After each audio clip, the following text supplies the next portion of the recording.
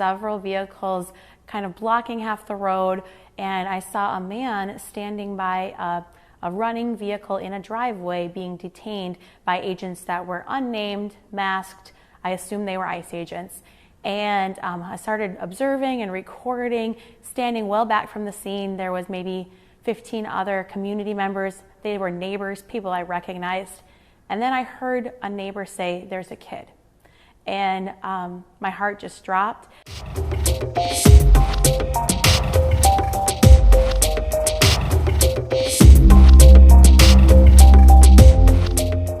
I can't imagine what was going through Liam's mind, but I can tell you what I saw on his face. He was frozen and paralyzed. He was not crying, but he looked so scared.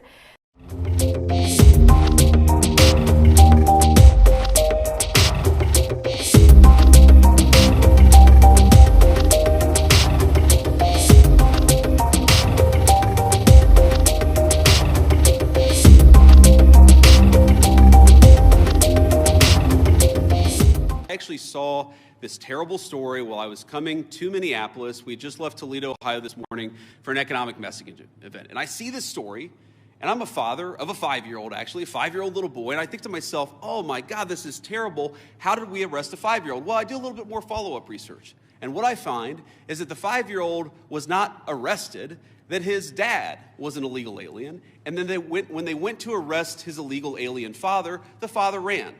So the story is that ICE detained a 5-year-old. Well, what are they supposed to do? Are they supposed to let a 5-year-old child freeze to death? Are they not supposed to arrest an illegal alien in the United States of America? If the argument is that you can't arrest people who have violated our laws because they have children, then every single parent is going to be completely given immunity from ever being the subject of law enforcement. That doesn't make any sense. No one thinks that makes any sense.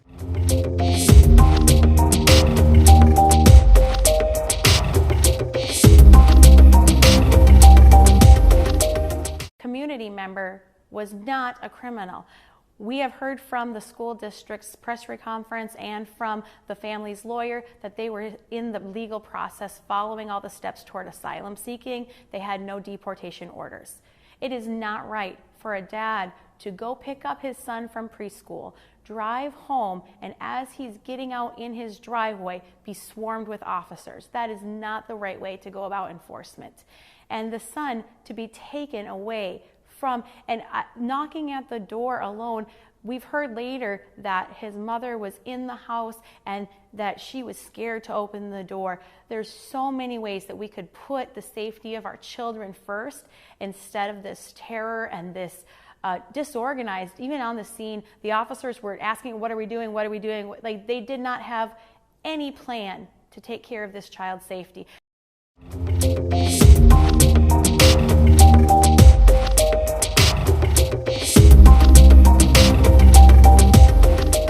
My big concern here is that, the fear that was generated, the terrorizing of the children and the community, that's just horrifying. But we've now learned through the help of Senator Tina Smith that Liam and his dad are in San Antonio, Texas at the Dilley facility. Any people that remembered the children in cages from 8 years ago, that's where the government holds family units. The family was not eluding ICE in any way. They were following all the established protocols, pursuing their claim for asylum, showing up for their court hearings, and posed no safety, no flight risk, and never should have been detained.